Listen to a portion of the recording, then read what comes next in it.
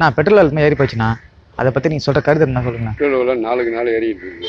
எப்ப ஏறுது என்ன பண்ணுதுன்னு தெரிய மாட்டேங்குது. சரி, இது கவர்மெண்ட் ப்ராப்ளமா இல்ல உலக வங்கி ப்ராப்ளமான்னு தெரியாது. அந்த ப்ராப்ளம் தெரிஞ்சு என்ன பண்ண போறீங்க ஃபர்ஸ்ட் நீங்க?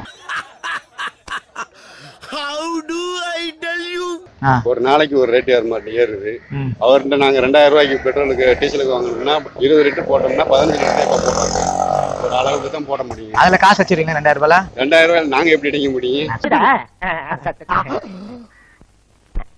அண்ணா இப்போ வந்து இந்த பெட்ரோல் விலைலாம் ஏறி போயிருக்கு சரிங்களா? கருத்து டே பை டே இன்க்ரீஸ் ஆகிட்டே இருக்குது. ஸோ மிடில் கிளாஸ் பீப்புளோட வந்து பெட்ரோல் வந்து பர்ச்சேஸ் பண்ணுறதுக்கு ரொம்ப கஷ்டமாக தான் இருக்குது. வாங்குற சேலரியை விட பெட்ரோலுக்கு துணிகளை மாதிரி சொல்லிடுறீங்க. என்கிட்ட விளையாடாதீங்க, நான் வீரத்துல புலி. ரொம்ப கஷ்டமா தான் இருக்கு, என்ன பண்றது? ஆனா இவனுங்க சட்டை போட்டா கேட்டு தானே ஆகணும். ஒரு நாளைக்கு 86 ரூபாய். இதே பக்கத்துல இருக்கவங்க சரின்னு அட்ஜஸ்ட் பண்ணிடுவாங்க. 1 hour டிராவல் இருக்கவங்களுக்குலாம் ரொம்ப கஷ்டம். ஒரு நாளைக்கு 86 ரூபாய்னா மாசத்துக்கு எவ்வளவு வருதுன்னு பாத்துக்கோங்க. அதுக்காகவே தனியா சம்பாதிக்கணும் போல. வந்து இப்ப நான் என்ன உங்கள்கிட்ட சொல்றது? நான் 50 ரூபா போறேன்னு உங்ககிட்ட சொல்லவே இல்லையேங்க.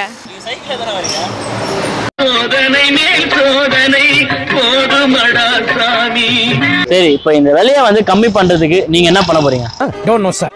எல்லாரும் வந்து ஒற்றுமையா செயல்பட்டு என்ன செய்யலாம்? அப்படியா? ஆமா. என்ன போராட்டம் பண்ணலாமா? கண்டிப்பா பண்ணலாம், தாராளமா பண்ணலாங்க. நீங்க வீட்டுல மிச்சம் தானே சாப்பிட்டுப்பீங்க. ஆமா.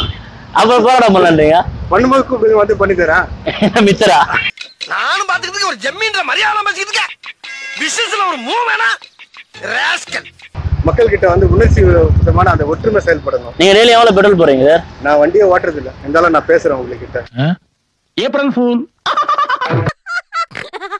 இன்னைக்கு கை வேண்டவா? 10 வருஷம் மெயின் என்ன இருக்குது? பெட்ரோல் விலை ஏறுது, ஏற்றி இருக்குது, எல்லாம் ஒன்றும் கிடையாது.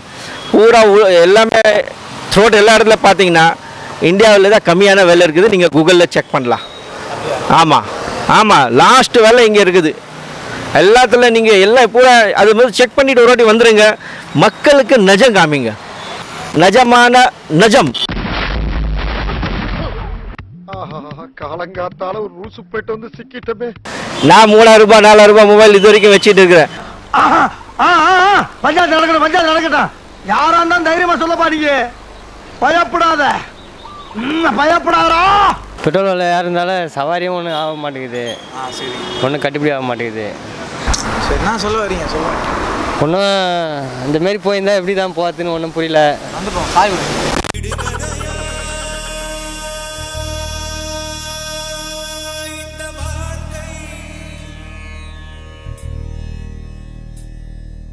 விடை தருவா.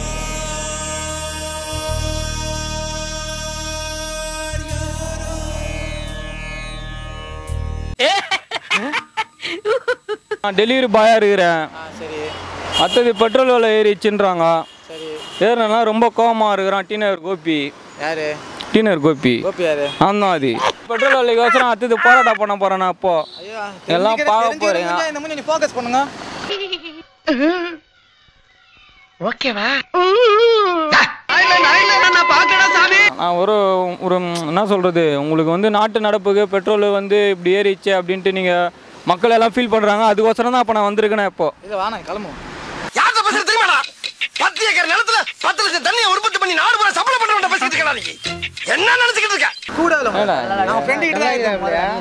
நான் உங்க ஃப்ரெண்ட் கிட்ட தான் கேட்டேன். ப்ரோ, நீங்க வந்து கேள்வி கேட்டீங்க, நான் சொன்னேன், புரியுதா? அது மாதிரி யாராவடமா பேசாதீங்க.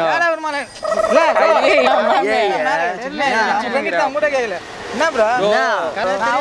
உங்களை கேட்கலையா? நீ பேசலன்னா போக முடியாது, அப்படியே பேசுவேன். என்ன அந்த மாதிரி அவுட்ட பேசல.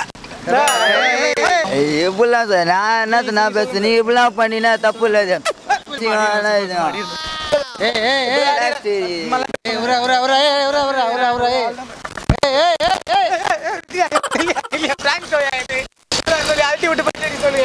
அல்ட்டி விட்டு பல்ட்டி அடிப்பா.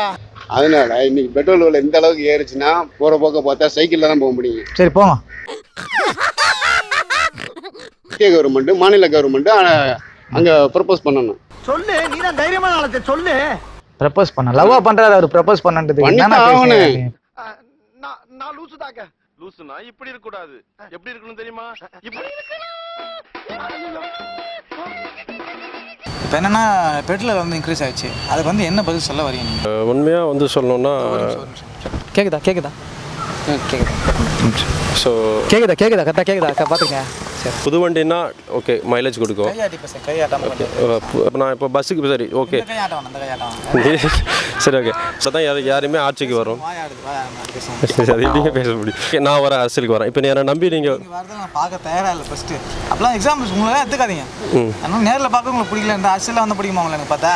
காலையில என்ன விளையாட்டு காட்டுறாங்க, எப்படி எல்லாம் சோதிக்கிறாங்க, பொழுது விடிய விட மாட்டேங்கிறாங்களே ஐயா. என்னை பொறுத்தவரை முழுக்க அரசு தான் காரணம். ஆமாம், பேசுறது வந்து ரொம்ப நுணுக்கமாக பேச மாட்டேறீங்க. பேசுறது ரொம்ப எப்படி சொல்கிறது, மக்கள்கிட்ட இப்போ ரீச் ஆகாமனே தெரியல நீங்கள் பேசுறது. நான் தான் முன்னாடியே சொன்னேன்ல எனக்கு பேச தெரியாது அப்படின்னு சொல்லி. தலையெல்லாம் ஃபஸ்ட்டு வரேன். சரி, நல்லா கலாய்க்கிறீங்க. கலாய்க்கலாம் சொல்கிறேன் கட்டிக்கலாம் இல்லைங்களா? கண்டிப்பாக பேசுகிறேன். ஒன்று தெரிஞ்சு போச்சுடா, இந்த பிரபஞ்சத்துல உங்க மத்தியில இந்த உசுரை காப்பாத்துறது ரொம்ப சிரமம். ஸோ இனிமேல் வந்து மக்கள் வந்து சரியான நபரை தேர்ந்தெடுத்து வாக்களிங்க. இனி ஒரு ஜனநாயகம் பிறக்கட்டும். ஐயா சகாயம் ஐயா சொல்கிற மாதிரி லஞ்சம் தவிர்த்து நெஞ்சம் நிமிர்த்து, அவ்வளோதான். அல்ட்டி விட்டு பல்ட்டி அடி, அல்ட்டி விட்டு பல்ட்டி அடி, அல்ட்டி விட்டு பெல்ட்டி அடி, அல்ட்டி விட்டு பல்ட்டி அடிப்பா. அல்ட்டி விட்டு பெல்ட்டி அடி, அல்ட்டி விட்டு பெல்ட்டி அடிக்கும். அல்ட்டி விட்டு பல்ட்டி அடி. என்ன கிண்டல் பண்ணுறீங்க?